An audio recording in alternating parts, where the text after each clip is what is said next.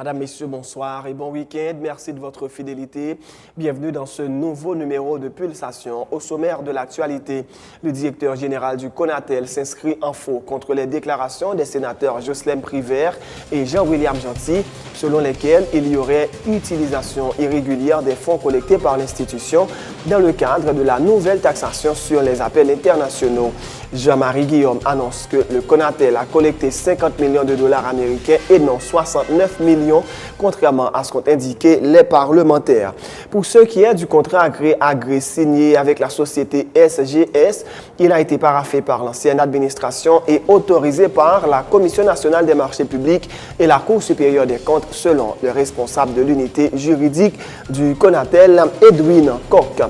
Le directeur général de l'administration des douanes porte plainte pour le journaliste Ernest Laventure, alias Small Scott, pour usurpation de titre. Ce dernier, qui s'est fait passer pour le coordonnateur général de l'institution, a effectué de nombreuses transactions au nom de la douane, selon Frédel Jean-Baptiste. Small Scott sera poursuivi également pour escroquerie, association de malfaiteurs, pour avoir accordé de faux permis de port d'armes à des individus au nom du bureau de la présidence, indique le chef du parquet de Port-au-Prince, Maître Lucman Delille.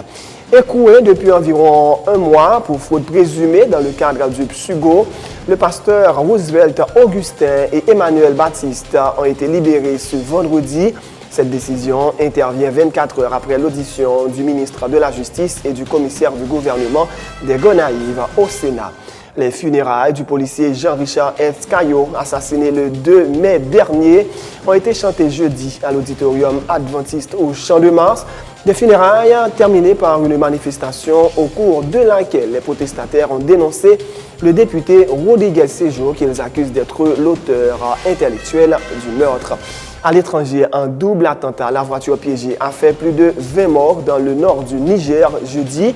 Cette attaque qui visait l'armée nigérienne et le groupe français Avera a été revendiquée par le groupe djihadiste Les Signataires du Sang, dirigé par l'Algérien Mokhtar Belmokhtar. La mort de ce dernier avait pourtant été annoncée par les forces armées tchadiennes le 2 mars dernier. Dans l'actualité sportive, le stade Wembley sera le théâtre samedi de la grande finale de la Ligue des Champions qui opposera les deux meilleurs clubs allemands durant ces 4 dernières années, le Bayern Munich et le Borussia Dortmund. Madame, Messieurs, restez branchés pour le développement de ces titres et de bien d'autres.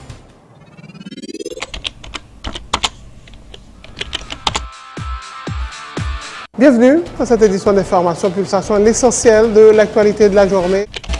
Merci de votre fidélité. Bienvenue dans ce premier numéro de Pulsation Week-end.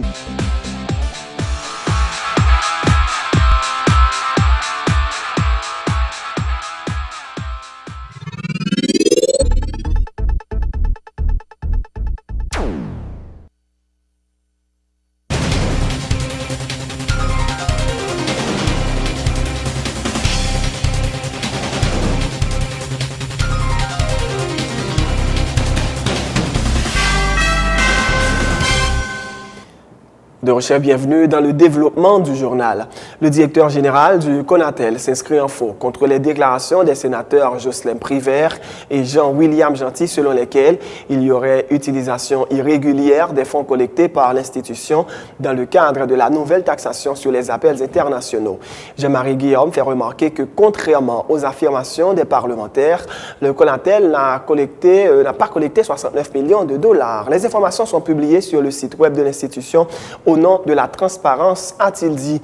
Il invite les parlementaires au dialogue, déplorant que pas une seule fois, il n'a eu à consulter le rapport de la commission des TPTC du Sénat. Nous voyons le rapport pour le Sénat en décembre. OK?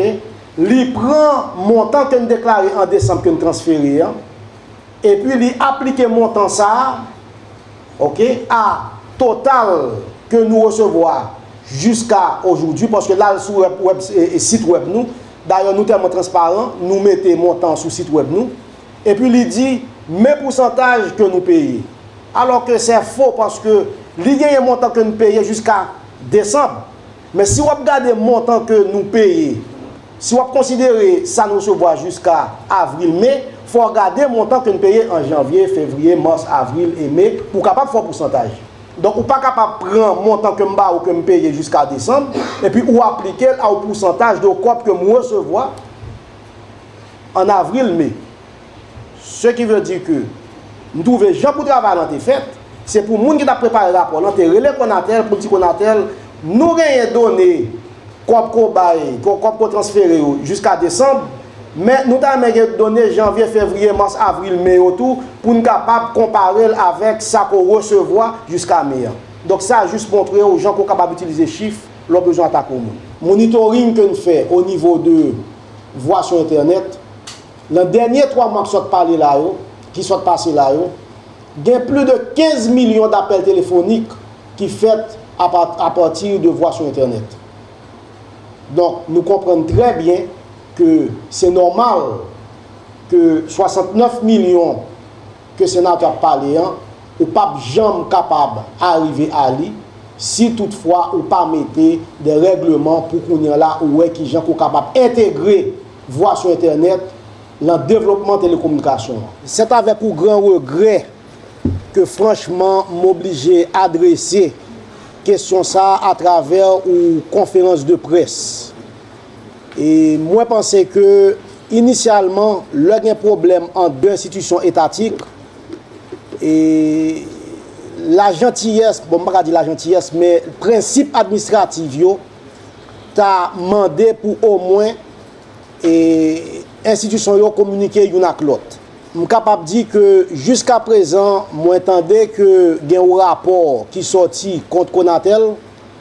Je parle avec là, je ne jamais un rapport ça. Moi-même, je dis, je demandé Sénat, Commission de travaux publics, pour nous ouvrir le dialogue, pour nous gérer le secteur, pour nous capables de mettre l'ordre là-dedans, parce que pendant que nous avons l'autre, le secteur qui est derrière.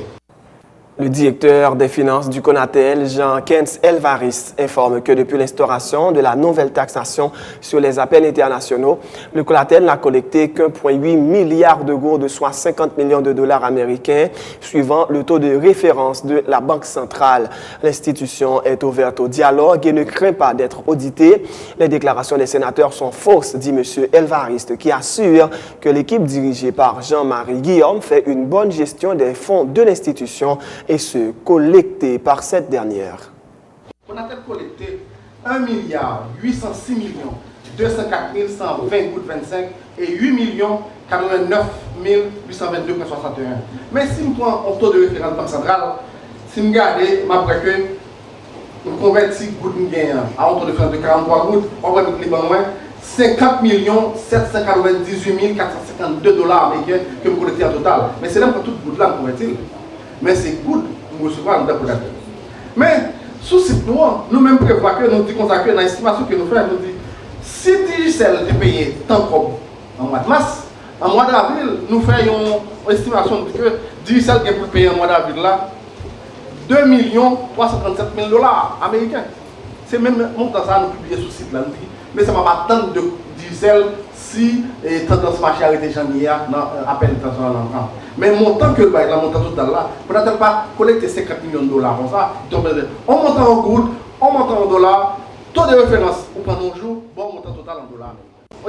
Pour ce qui est du contrat gré-à-gré signé avec la société SGS, le directeur de l'unité juridique du Konatel fait savoir que l'actuelle administration a hérité du dossier.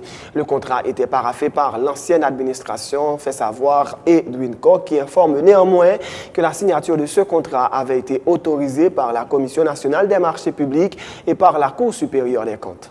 C'est un contrat que M. Guillaume l'a hérité de ancienne administration.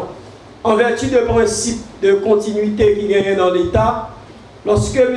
Guillaume vient prendre tête, eh bien, Konatel, il joue un contrat, ça, est déjà en cours d'exécution. Effectivement, c'est un contrat de gré à gré, mais qui respectait tout ça que la loi son passation avec marché public l'y prévoit. Avant contrat ça, l'y fait, eh bien, administration Konatel t'est écrit commission marché public qui t'est autorisé que contrat ça est capable de signer. Non seulement la commission marché public est autorisée pour contrat gré à gré, ça les signer, la Cour supérieure des comptes et du contentieux administratif également, lui mettait visa dans le contrat ça. Normalement, contrat gré à gré, ce n'est pas un bagage qui est contraire à la loi, parce que lorsque nous allons dans l'article 106, loi 4 novembre 2009, qui régit passation avec marché public, il dit que, je lis exactement pour nous ça que l'article a dit. Il ne peut être passé de marché à gré ou par entente directe qu'après avis conforme de la Commission nationale des marchés publics. Le journaliste Ernest Laventure, alias Moller Scott, dans le collimateur de la justice. Une plainte a été déposée ce vendredi au parquet par le directeur général des douanes contre Moller Scott pour usurpation de titre. Ernest Laventure, qui travaillait comme consultant en communication à l'AGD, s'est fait passer pour le coordonnateur général de l'institution. En ce sens, il a effectué de nombreuses transactions au nom de l'AGD, selon le directeur général des douanes, Frenel Jean-Baptiste. L'activité, ça a deux phases là-dedans. Bon, première phase, quand il y a un contrat avec la douane comme conseiller en communication qui finit le 30 septembre. À partir du 30 septembre, pendant que l'on fait des marches pour renouveler le contrat pour que j'aime renouveler, monsieur déclaré tête libre. Bon, ça va bien les personnes si monsieur baille tête libre au titre. Mais côté ça devient grave, c'est que monsieur émet des badges au nom de la douane et au nom de la présidence, côté que l'autoriser des gens pour des armes. Donc ça veut dire que bon paquet de monde qui société a en danger avec des gens qui les armes dans main et que aucun côté dans l'état pas de contrôle. Alors côté plainte contre monsieur Laventure. Oui, pour usurpation et mettre la douane et l'État en danger, la question a fait port d'âme. Accompagné d'un juge de paix, le commissaire du gouvernement de Port-au-Prince a posé des scellés sur la porte du bureau de Ernest Laventure. L'action publique sera mise en mouvement contre le journaliste accusé également d'association de malfaiteurs et d'escroquerie pour avoir accordé de faux permis de port d'armes à des individus au nom du bureau de la présidence. Moller Scott a déjà embauché plusieurs personnes de manière frauduleuse au sein de l'administration générale des douanes, selon le chef du parquet de Port-au-Prince, Maître Luc Mandelil. On a saisi une plainte officiellement de la part du directeur général de la douane, M. Frisnel Jean-Baptiste, contre le citoyen Ernest Laventure Ernest dit Moller Scott. Monsieur fait depuis passer comme directeur général, comme coordonnateur général plutôt des douanes. Et ensuite, tel n'a pas été le cas. Monsieur s'est consolidé en communication et monsieur a amusé la BAICAP d'après toute information que nous gagnons, mes preuves. Ça c'est des faux badges. On va le faire déjà, on va le vrai badge. On va voir là l'endroit l'écrit. Ça c'est faux badge. On va voir la marque investigateur. Seulement monsieur fait titre, usage de usurpation de titre. Monsieur a fait faux badge. En même temps tout, on va être très dangereux qu'a fait. Ou après côté, en même temps, il y a permis pour d'armes. Là, où elle marque le bureau de la présidence, date d'expiration, autorisation pour porter d'armes à feu.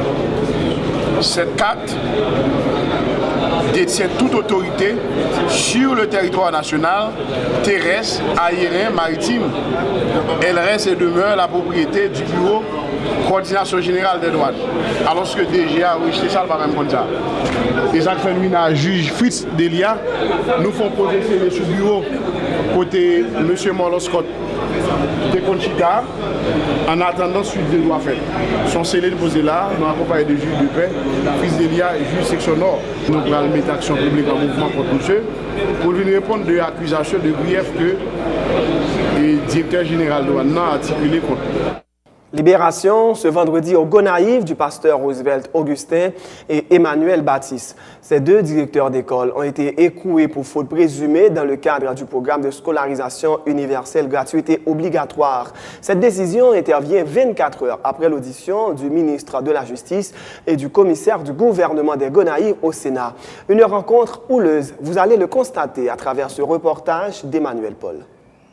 Invité par la Commission Justice et Sécurité du Sénat, le ministre de la Justice s'était fait accompagner des commissaires du gouvernement de Saint-Marc et des Gonaïves pour répondre aux questions des pères conscrits suite à l'arrestation et l'emprisonnement des directeurs d'école pour fraude présumée dans le cadre du PSUGO.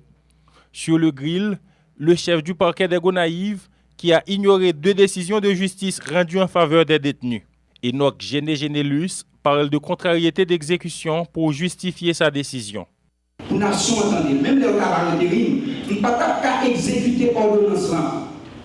Pour qui ça? Ordonnance, juge des référés n'a pas exécuter, c'est parce que juge d'instruction a une ordonnance qui était debout.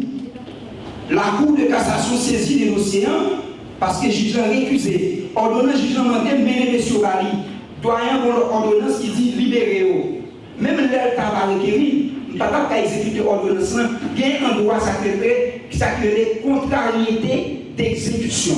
À plusieurs reprises, le garde des Sceaux de la République a volé au secours de maître Géné-Génélus, très embarrassé par les questions des sénateurs. Il est hors de question que le chef du parquet des Gonaïves exécute un ordre manifestement illégal émis par le doyen AI, a martelé maître Jean-Renel Sanon.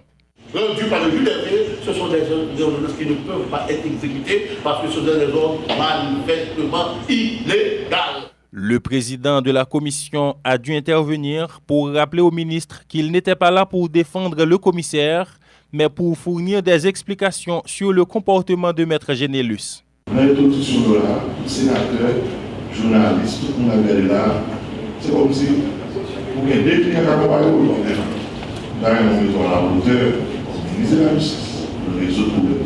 Mais le ministre de la Justice n'a pas obtempéré pour autant. Maître Jean-Renel Sanon s'en est pris aux avocats du pasteur Roosevelt Augustin qui, dit-il, n'ont aucune volonté pour défendre leurs clients.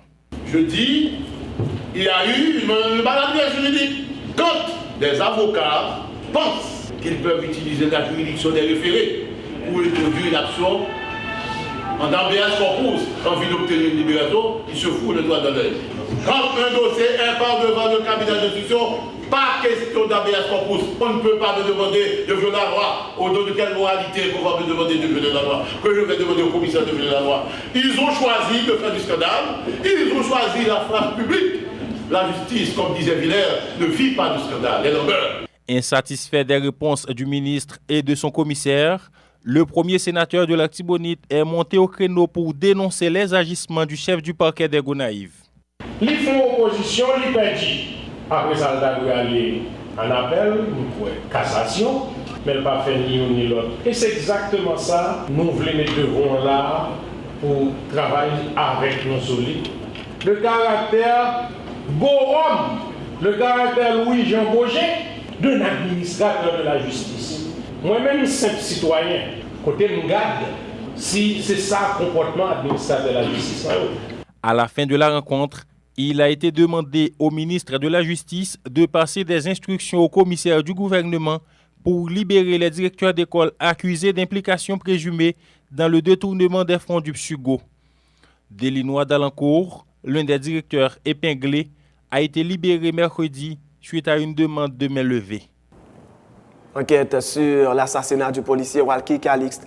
La commission spéciale chargée à la Chambre basse de se prononcer sur la demande de levée d'immunité parlementaire de Rodriguez Séjour et Nzunaya Bélange Jean-Baptiste envisage d'auditionner le directeur général de la PNH.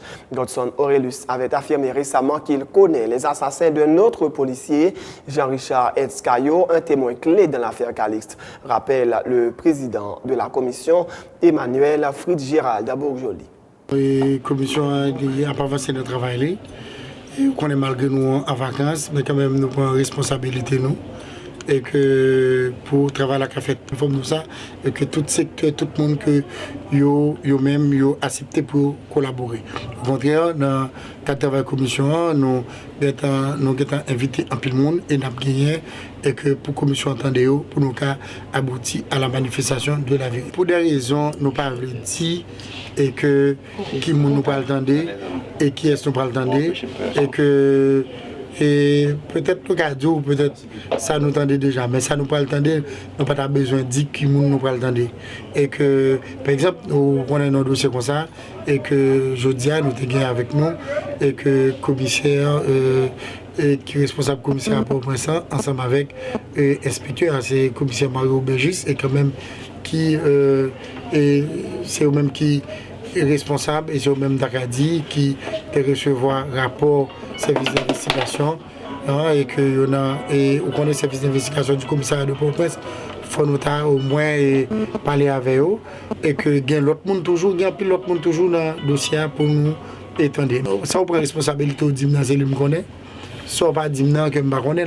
C'est que la commission elle-même c'est vérité la chercher et nous croyons que dans le dossier ça, nous estimons que dans le dossier ça, c'est que il y a un pile piste, un pile matière qui permet que vraiment, que si vous voulez bailler policiers en justice, que vous baillez en justice. Et nous souhaitons que les policiers, les députés, tout le monde connaît que la vérité c'est comme un roc qui est dans la mer dont les vagues ne peuvent emporter. Les policiers, ça cap mourir, ça qui est important c'est pour ne pas continuer à mourir encore. Et pas que quel que soit mon propose lâche ou bien peur, et que sous peur, on va joindre demain, c'est pas le député Boujouli qui parle avant là, demain c'est pas le même journaliste qui a l'information, et on va joindre tout, et que d'autres monde que on va tuer, et pour empêcher mon de tuer, il faudrait nous faire vérité, et monde c'est au capturer, quel que soit accord qui a appartenu, et quel que soit rang social, il faut qu'il y ait un bon rapport d'enquête pour arrêter, traîner devant la justice, ça va mériter. Les funérailles du policier Jean-Richard Etzkayo, assassiné le 2 mai dernier, ont été chantées jeudi à l'auditorium adventiste au Champ de Mars. Une émouvante cérémonie à laquelle parents et amis du policier défunt ont pris part. Tous, ils ont réclamé justice en faveur de cet agent de 29 ans, présenté comme un honnête homme toujours prêt à aider autrui. Le haut état-major de la PNH a cependant brillé par son absence. Les funérailles de Jean-Richard Etzkayo ont terminé par une manifestation au cours de laquelle les protestataires ont dénoncé le député Rodriguez Séjour qu'ils accusent d'être l'auteur intellectuel du meurtre. Reportage Emmanuel Paul. Angoisse, tristesse, désolation, c'est ce qu'on pouvait lire sur les visages des membres de la famille du policier Jean-Richard Etzkayo lors de ses funérailles émouvantes ce jeudi à l'auditorium adventiste de la Bible au Champ de Mars. Sur les lèvres des parents du défunt, un seul refrain, justice pour Jean-Richard Etzkayo, froidement abattu le 2 mai dernier. Il avait 29 ans.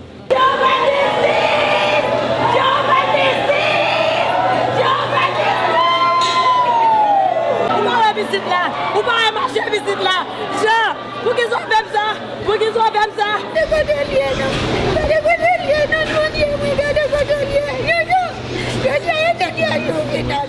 Jean-Richard Etzkayo était un homme honnête, toujours prêt à voler au secours des personnes en difficulté, a affirmé Ferrand Henry, l'un de ses camarades de classe. Il a dénoncé les violences à l'encontre des policiers, rappelant que leur mission est de protéger et servir. Comment comprenez-vous que les protecteurs de cette nation n'ont pas de protection? Comment comprenez-vous celui qui a le droit de porter légalement ses armes n'a où aller s'il a subi quelque chose?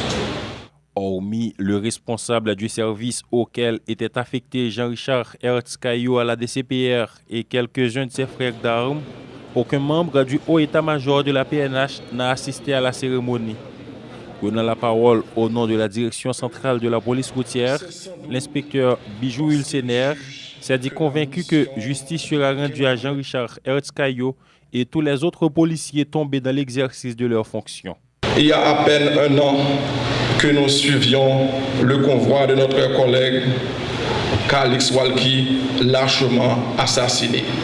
Aujourd'hui encore, nous voici réunis pour pleurer la porteuse brutale de notre collègue notre ami, nous sommes sûrs que nos collègues trouveront justice. Le pasteur Jean-Joseph Dely, qui présidait les obsèques, a exhorté l'assistance à cultiver la crainte de Dieu. La mort est un passage obligé. Il faut cependant éviter de subir le jugement dernier, a-t-il souligné. Mesdames, Messieurs, s'il y a quelque chose à faire, nous mourrons tous. Si ce n'est pas aujourd'hui, c'est demain. Mais le devoir de tout homme est de craindre Dieu et d'observer ses commandements. Donc planifiez, vivez dans l'intimité de Dieu chaque jour en l'acceptant comme sauveur personnel et ne mourrez pas sans l'espérance de la vie éternelle. Les funérailles de Jean-Richard Hertzkayo se sont transformées en manifestation. Une fois de plus, les protestataires n'ont pas manqué de lancer des propos hostiles au député de la première circonscription de Port-au-Prince, Rodriguez Séjour, accusé d'être l'auteur intellectuel de l'assassinat de Jean-Richard Hertzkayo et son collègue Walkie Calixte en avril 2012.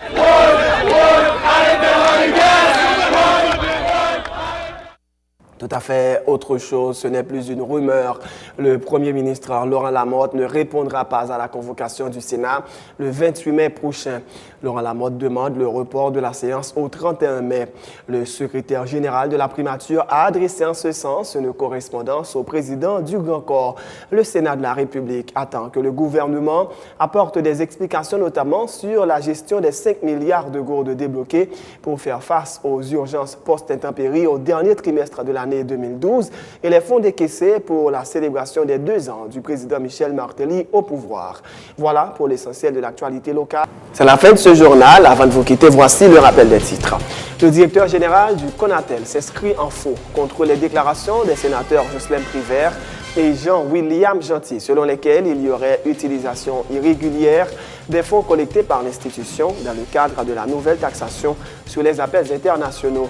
Jean-Marie Guillaume annonce que le CONATEL a collecté 50 millions de dollars américains et non 69 millions, contrairement à ce qu'ont indiqué les parlementaires. Pour ce qui est du contrat gré à gré signé avec la société SGS, il a été paraphé par l'ancienne administration et autorisé par la Commission nationale des marchés publics et la Cour supérieure des comptes, selon le responsable de l'unité juridique du CONATEL, Edwin Koch. Le directeur général des douanes porte plainte contre le journaliste Ernest Laventure, alias Mollo Scott, pour usurpation de titre. Ce dernier, qui s'est fait passer pour le coordonnateur général de l'institution, a effectué de nombreuses transactions au nom de la douane selon Fresnel Jean-Baptiste. Mollo Scott sera également poursuivi pour escroquerie, association de malfaiteurs pour avoir accordé de faux permis de port d'armes à des individus au nom du bureau de la présidence, indique le chef du parquet de Port-au-Prince, Maître Lucman Delille. Écroué depuis environ 1 mois pour fraude présumée dans le cadre du PSUGO, le pasteur Roosevelt Augustin et Emmanuel Baptiste ont été libérés ce vendredi. Cette décision intervient 24 heures après l'audition du ministre de la Justice et du commissaire du gouvernement des Gonaïves au Sénat. Les funérailles du policier Jean-Richard Hertzkayo, assassiné le 2 mai dernier, ont été chantées jeudi à l'auditorium adventiste au Champ de Mars. Des funérailles terminées par une manifestation au cours de laquelle les protestataires ont dénoncé le député Rodriguez Séjour, qu'ils accusent d'être l'auteur intellectuel du meurtre. À l'étranger, un double attentat à la voiture piégée a fait plus de 20 morts dans le nord du Niger jeudi. Cette attaque, qui visait l'armée nigériane et le groupe français Afra, a été revendiquée par le groupe djihadiste Les Signataires du Sang, dirigé par l'Algérien Mokhtar Belmokhtar. La mort de ce dernier avait pourtant été annoncée par les forces armées tchadiennes le 2 mars dernier. Et dans l'actualité sportive, le stade Wembley sera le théâtre samedi de la grande finale de la Ligue des Champions qui opposera les 2 meilleurs clubs allemands durant ces 4 dernières années, le Bayern Munich et le Borussia Dortmund. C'est la fin de ce journal. Merci de l'avoir suivi. Bonne suite de programme et bon week-end sur Télé Pluriel.